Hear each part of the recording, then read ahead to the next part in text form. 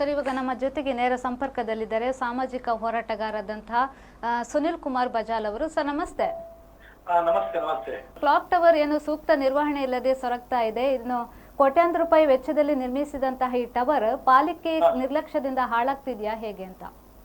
ನೋಡಿ, ಇದು ಒಂದು ರೀತಿಯ ಒಂದು ದೊಡ್ಡ ದುರಂತ ಅಂತ ಹೇಳ್ಬೋದು. ಯಾಕಂತ ಹೇಳಿದ್ರೆ ಇವತ್ತು ಮಂಗಳೂರು ನಗರದ ಅಭಿವೃದ್ಧಿಯ ಬಗ್ಗೆ ಎಲ್ರೂ ಬಾರಿ ಉದ್ದೊದ್ದ ಭಾಷಣ ಬಿಗಿತಾರೆ. ಅದೇ ಪ್ರಶ್ನೆ ಇರುವಂತದ್ದು, ನಗರದ ಅಭಿವೃದ್ಧಿ ಆಗ್ಬೇಕು, ಮತ್ತೆ ನಮ್ಗೆ ಸ್ಮಾರ್ಟ್ ಸಿಟಿ ಯೋಜನೆಯಲ್ಲಿ ಬಂದಿರತಕ್ಕಂತ 2,000 ಕೋಟಿ ರೂಪಾಯಿ ಅದರ ಬಂದಂತ ಹಣದಲ್ಲೇ ಈ ಒಂದು ಯೋಜನೆ ಕ್ಲಾಕ್ ಟವರ್ ನಿರ್ಮಿಸಿರುವಂತದ್ದು 2018ರಲ್ಲಿ. 2018ರಲ್ಲಿ ಆಗಿರ್ತಕ್ಕಂಥ ಯೋಜನೆ 2019ಕ್ಕೇನೆ ಇದು ಕಂಪ್ಲೀಟ್ ಆಗಿದೆ. 1 ವರ್ಷದಲ್ಲೇ ಏನು ಕ್ಲಾಕ್ ಟವರ್ ನಿರ್ಮಾಣಗೊಂಡಿದೆ. ಆದ್ರೆ ಇವತ್ತಿನವರೆಗೆ ಅದು ಉದ್ಘಾಟನೆ ಆಗಿಲ್ಲ. ಎಂತ ಒಂದು ವಿಪರ್ಯಾಸ ನೋಡಿ. ಈ ಅಭಿವೃದ್ಧಿಯ ಬಗ್ಗೆ ಮಾತಾಡ್ತಕ್ಕಂಥವ್ರು ಕನಿಷ್ಠ 1 ಕೋಟಿ ರೂಪಾಯಿ ಅಲ್ಲ, 1.25 ಕೋಟಿ 1 ಕೋಟಿಯ ಯೋಜನೆ ಅಂತ ಹೇಳಿ ಮತ್ತೆ ಇದು ಹಣ ಸಾಕಾಗಲ್ಲ ಅಂತ ಹೇಳಿ ಮತ್ತೆ 25 ಲಕ್ಷ ಹಣ ತಂದು 1.25 ಕೋಟಿಯ ಹಣ ಖರ್ಚು ಮಾಡಿರ್ತಕ್ಕಂಥ ಕ್ಲಾಕ್ ಟವರ್ ಇವತ್ತಿಗೂ ಅದು ಏನು ಉದ್ಘಾಟನೆ ಆಗಿಲ್ಲ. ಅಂದ್ರೆ ಸರಿ ಸುಮಾರು 8 ವರ್ಷಗಳೇ ಆಯ್ತು. 8 ವರ್ಷಗಳಾಯ್ತು. 8 ವರ್ಷಗಳಾಯ್ತು ಉದ್ಘಾಟನೆಗೊಳ್ಳದೆ. ಮಾತ್ರ ಇವಾಗಿನ ಅದರ ಪರಿಸ್ಥಿತಿಯನ್ನು ನೋಡ್ಬೇಕು. ಅಲ್ಲಿ ಕಾರಂಜಿ ಅಂತ ಇದೆ. ಆ ಕಾರಂಜಿ ಇಷ್ಟರವರೆಗೆ ವರ್ಕ್ ಆಗ್ಲಿಲ್ಲ. ಮಾತ್ರವಲ್ಲ, ಎಂತ ಒಂದು ನಾಚಿಕೆಗೇಡಿನ ಸಂಗತಿ ಅಂದ್ರೆ ಅದರ ಸುತ್ತಮುತ್ತ ಸಿಸಿ ಕ್ಯಾಮರಾ ಇದೆ. ಕಳೆದ ಕೆಲವು ವರ್ಷಗಳ ಹಿಂದೆ ಅದಕ್ಕೆ ಸಂಬಂಧಪಟ್ಟ ಜರ್ಮನಿಯ ಮೂಲದ ಏನೋ ಅದು ಪೈಪ್ ಅಂತ ಅದಕ್ಕೆ ಹಾಕಿರುವಂತದ್ದು.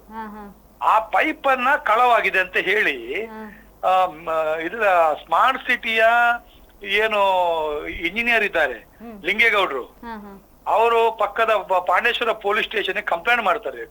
ದೂರು ದಾಖಲಾಗ್ತದೆ. ಇವತ್ತಿನವರೆಗೆ ಅಷ್ಟು ದೊಡ್ಡ ಮಟ್ಟದ ಅಷ್ಟು ಮೌಲ್ಯದ ಆ ಒಂದು ಪೈಪ್ ಕಳವಾಗಿದೆ. ಇವತ್ತಿನವರೆಗೆ ಯಾರು ಏನು ಅಂತಿಲ್ಲ. ಆದ್ರೆ ಯಾರಾಗಾದ್ರೆ ಕಳ್ಳರು? ಒಂದು ಕಡೆ ಸುತ್ತಮುತ್ತ ಸಿಸಿ ಕ್ಯಾಮರಾ ಇದೆ. ಮತ್ತೆ ಅದರದೇ ಇದನ್ನ ಕಳವಾಗಿದೆ ಅಂತ ಹೇಳಿ ಕೊಟ್ಟು ಇವತ್ತಿನವರೆಗೆ ಅದು ಯಾರಂತ ಆಗ್ಲಿಲ್ಲ. ಅಂದ್ರೆ ನಾವು ನೇರವಾಗಿ ಹೇಳುವಂತದ್ದು ಕಳ್ಳರು ಇವರೇ ಅದನ್ನ ಬೇಕಾದಾಗೆ ಮಾಡ್ಬಿಟ್ಟು ಮತ್ತೆ ಕಳವಾಗಿದೆ ಅಂತ ಹೇಳಿದ್ರು. ನಂತರ ಅಲ್ಲಿಯ ಗಿಡಗಳಿದೆ, ಆ ಗಿಡಗಳಿಗೆ ನೀರು ಹಾಕುವಂತ ಯೋಗ್ಯತೆ ಇವರಿಗಿಲ್ಲ. ಈಗ ಅದನ್ನ ಸ್ಮಾರ್ಟ್ ಸಿಟಿ ಅವರು ಮಂಗಳೂರು ಮಹಾನಗರ ಪಾಲಿಕೆಗೆ ಹಸ್ತಾಂತರ ಮಾಡಿದ್ದಾರೆ. ಅದ ಕನಿಷ್ಠ ಅದನ್ನ ನೋಡ್ಕೊಳ್ಬೇಕಲ್ಲ. ಮಾತ್ರವಲ್ಲ, ಅದರ ಸುತ್ತಮುತ್ತ ಅಲ್ಲಿ ಜಾಗ ಇದೆ. ಅಲ್ಲಿ ಅವ್ರು ಏನ್ ಮಾಡ್ತಾ ಇದ್ದಾರೆ? ಈಗ ಕೆಲಸ ನಿಂತಿದೆ. ಕಾರಂಜಿ ಉಪಯೋಗ ಆಗ್ತಾ ಇಲ್ಲ, ಗಿಡಗಳಿಗೆ ನೀರು ಹಾಕುವಂತ ವ್ಯವಸ್ಥೆ ಇಲ್ಲ. ಮತ್ತೆ ಇಡೀ ಕ್ಲಾಕ್ ಟವರ್ ಅನ್ನ ನೋಡ್ಬೇಕು. ಮತ್ತೆ ಅದನ್ನ ರಿಪೇರಿ ಮಾಡ್ಲಿಕ್ಕೆ ಎಷ್ಟು ಹಣ ನುಂಗಾಕ್ತಾರ ಗೊತ್ತಿಲ್ಲ.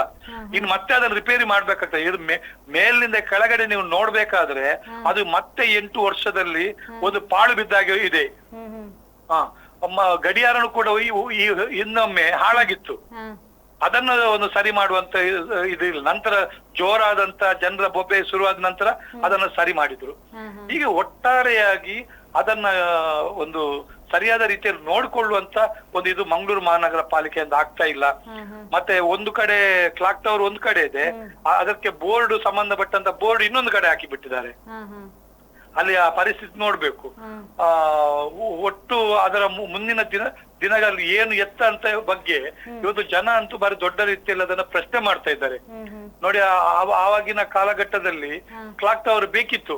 ಆವಾಗ ಜನ ಬೇಕು ಇರುವ ಸಂದರ್ಭದಲ್ಲಿ ಯಾವುದೇ ಇದು ರೀಸನ್ ಇಲ್ಲ, ಕಾರಣಗಳಿಲ್ಲದೆ 90-95ರ ಕಾಲಘಟ್ಟ ಅದು ತೆಗೆದು ಬಿಸಾಡಿದ್ರು ರಾತ್ರೋರಾತ್ರಿ. ಜನ ಅದರ ವಿರುದ್ಧ ಬಹಳ ದೊಡ್ಡ ರೀತಿಯಲ್ಲಿ ಹೋರಾಟಗಳು ನಡೆದಿದೆ. ಆದ ಆ ನಂತರ ಇಷ್ಟು ವರ್ಷಗಳಲ್ಲಿ ಕ್ಲಾಕ್ ಟವರ್ ನ ವಿಚಾರಣೆ ಇರಲಿಲ್ಲ. ಇವರಿಗೆ ಹಣ ಬಂದ ಖುಷಿಯಲ್ಲಿ ಕ್ಲಾಕ್ ಟವರ್ ನ ನೆಪದಲ್ಲಿ ಇವತ್ತು 1.25 ಕೋಟಿ ರೂಪಾಯಿಯನ್ನ ನುಂಗಿ ಹಾಕದನ್ನ ನಾವು ಹೇಳ್ತಾ ಇದ್ದೇವೆ. ಅದರ ಇವತ್ತು ಮಿಸ್ಯೂಸ್ ಮಾಡ್ತಾರೆ. ಜನರಿಗೆ ಇವತ್ತು ಬೇಕಾಗಿಲ್ಲ. ಆದ್ರೆ ಕ್ಲಾಕ್ ಟವರ್ ನ ನೆಪದಲ್ಲಿ ಈ ಹಣವನ್ನು ದುರುಪಯೋಗ ಅಂತ ಮಾಡಿದ್ರು. ನಂತರ ಮಾಡಿದ ನಂತರ ಅದನ್ನು ಉದ್ಘಾಟನೆ ಮಾಡ್ಬೇಕಲ್ಲ. ಯಾರು ಹೊಣೆ ಅನ್ನುವಂಥದ್ದು ನೋಡಿ. ಅಲ್ಲಿ ಇನ್ನು ಕೆಲಸ ನಿಂತಿರೋದಕ್ಕೆ ಇವತ್ತಿನ ಸರ್ಕಾರ ನಡೆಸ್ತಕ್ಕಂಥವ್ರ ಒಬ್ಬರ ಪಿತೂರಿಯಿಂದಾಗಿ ಅಲ್ಲಿ ಕೆಲಸ ನಿಂತಿದೆ. ಅದು ಕೆಲಸ ಆಗ್ಬಾರ್ದು ಅಂತ ಹೇಳ್ತಾ ಇದ್ದಾರೆ. ಅಂದ್ರೆ ಒಂದ್ ಕಡೆ ಆಡಳಿತ ಪಕ್ಷ, ಇನ್ನೊಂದು ಕಡೆ ವಿರೋಧ ಪಕ್ಷ, ಇವ್ರಿಬ್ರು ಸೇರಿ ಇವತ್ತು ಮಂಗಳೂರಿನ ಜನತೆಗೆ ಇವತ್ತು ಮೋಸ ಮಾಡ್ತಾ ಇದ್ದಾರೆ, ಅನ್ಯಾಯ ಮಾಡ್ತಾ ಇದ್ದಾರೆ ಅಂತ ಹೇಳಿ ನಾವು ನೇರ ಹೇಳ್ತಾ ಇದ್ದೇವೆ. ಒಂದು ಕ್ಲಾಕ್ ಟವರ್ ಅನ್ನ ಒಂದು ಕ್ಲಾಕ್ ಟವರ್ ಅನ್ನ ಅದನ್ನು ಸರಿಯಾದ ರೀತಿಯಲ್ಲಿ ಅದನ್ನ ಕೆಲಸ ಮಾಡ್ಲಿಕ್ಕೆ ಆಗದವರು ಇವ್ರು ಇನ್ನೇನು ಮಾಡ್ತಾರೆ? ಅದೇ ಅಭಿವೃದ್ಧಿಯ ಬಗ್ಗೆ ಏನ್ ಮಾಡ್ತಾರೆ? ಮಂಗಳೂರು ನಗರದ ಅಭಿವೃದ್ಧಿಯ ಬಗ್ಗೆ ಇವರಿಗೆ ಒಂದು ಕಣ್ಣೋಟನೇ ಇಲ್ಲ ಅಂತ ನಾವು ಹೇಳ್ತಾ ಇದ್ದೇವೆ. ಓಕೆ, ಥ್ಯಾಂಕ್ ಯು ಸರ್ ಮಾಹಿತಿಗಾಗಿ. ಓಕೆ. ಹಾ